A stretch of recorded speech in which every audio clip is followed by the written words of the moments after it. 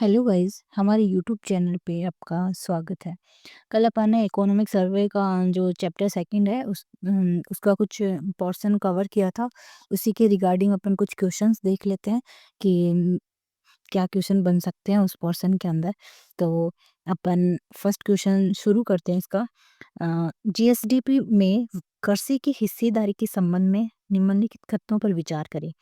स्थिर कीमतों पर जीएसडीपी में कृषि का हिस्सा प्रचलित कीमतों की तुलना में अधिक है। तो कल अपन ने जैसा कि पढ़ा था कि जो स्थिर कीमतों पे आता है अपना, वो आता है 26 पॉइंट, स्थिर कीमतों पर है 26.21% और प्रचलित कीमतों पे है 26.72%। तो ये अपना ऑप्शन गलत होता है क्योंकि प्रचलित कीमतों वाला अधिक है।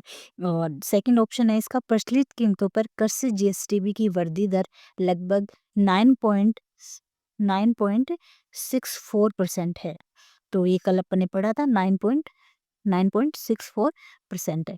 तो ये ऑप्शन अपना सही होता है, इसमें सर्वोत्तम सही विकल्प का चुनाव करना था अपने को। तो ये ठीक है। फिर अपना सेकंड क्वेश्चन है, राजस्थान में कृषि के क्षेत्रीय योगदान के बारे में विचार करें। तो पशुधन क्षेत्र की विकास दर सभी क्षेत्रों में सबसे अधिक है।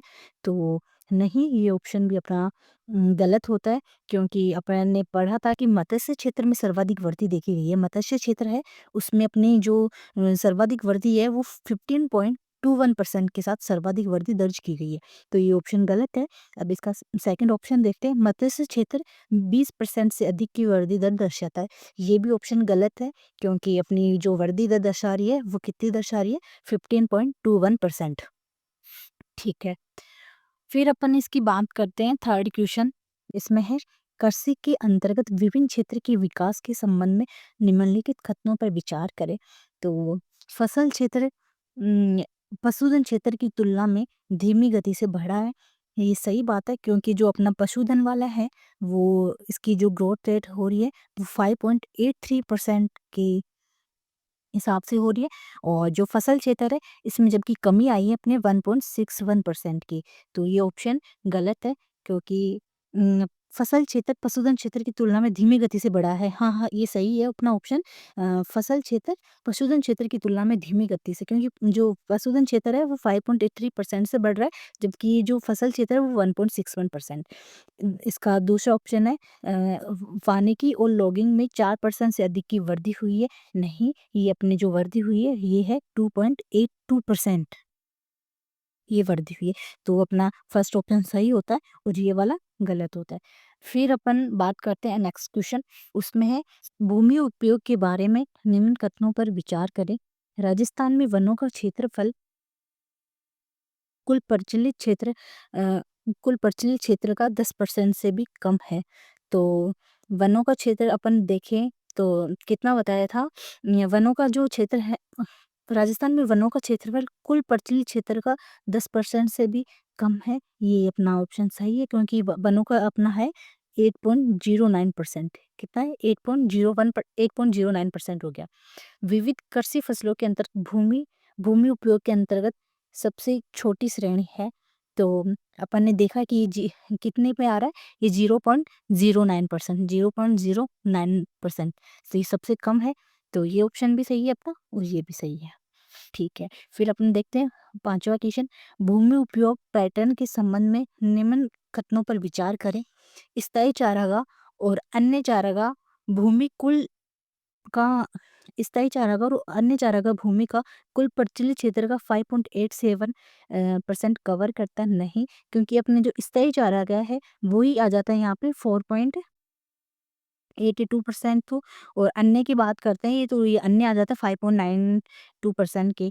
तो ये मतलब इस पॉइंट से ज़्यादा कवर करता है।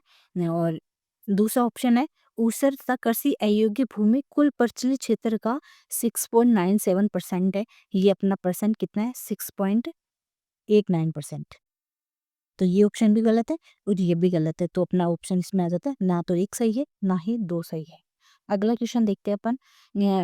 वर्ष 2010-11 से 15-16 तक प्रचलित भूमि जोत की संख्या में 11.47% की वृद्धि 11.47% की वृद्धि हुई है। इसी अवधि के दौरान प्रचलित भूमि जोत का औसत आकार बढ़ा है।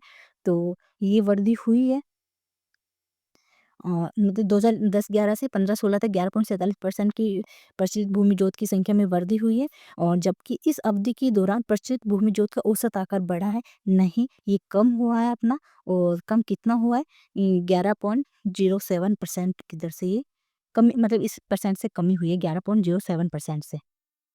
फिर है अपना अगला क्वेश्चन जीएसडीपी के बारे में निम्न तथ्यों पर विचार करें।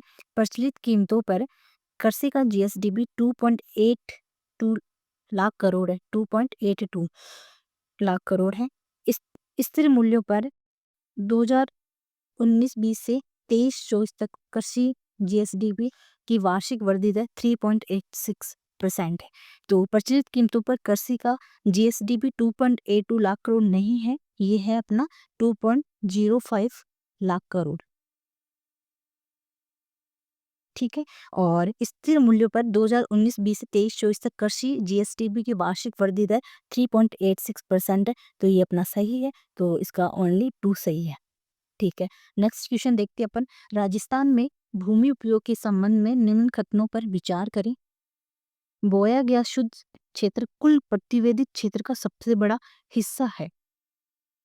अ, जो अपन ने शुद्ध क्षेत्र का कुल प्रतिवेदित क्षेत्र देखा था वो कितना है 53.74%। राजस्थान में बंजर भूमि का क्षेत्रफल वनों से भी अधिक है, तो जो बंजर भूमि का क्षेत्रफल था वो था 10.39% और वनों का था 8.01%। तो ये सही है मतलब कि बंजर भूमि का क्षेत्र ग्रेटर देन है वन वन से। ठीक है और शुद्ध बोया गया क्षेत्र जो है वो मतलब कि सबसे बड़ा हिस्सा रखता है 53.74%, ये भी सही है, तो अपना ये ऑप्शन सही है 1 एंड 2 दोनों सही है। भूमि उपयोग के संबंध में निम्न पर विचार करें। राजस्थान में वनों का क्षेत्रफल है 8.01%, सही है। उससे तथा कृषि अनुपयोगी भूमि का क्षेत्रफल बंजर भूमि से अधिक है। बंजर भूमि का अभी अपन ने देखा है 10.39% है और उससे और कृषि अयोग्य भूमि का है 6.89% है, तो ये बता रहे इसका अधिक है नहीं बंजर भूमि का अधिक है, तो इसका ये सेकंड ऑप्शन गलत होता है और ये फर्स्ट ऑप्शन सही है। फिर अपन देखते हैं कि असंगत कौन सा है। शुद्ध बोया गया क्षेत्रफल अभी अभी अपन ने देखा 53.74% है, बंजर भूमि का 8.3 नहीं, ये भी अपन ने देख चुके हैं, ये 10.39% है और वानिकी का कितना है 8.09% है और ऊसर और कृषि अयोग्य भूमि का 6.89% है। तो इसका मतलब अपना असंगत पूछा है, असंगत कौन सा है बंजर भूमि वाला कि एक मिनट ये बंजर भूमि 8.39% ना होके ये है 10.39%।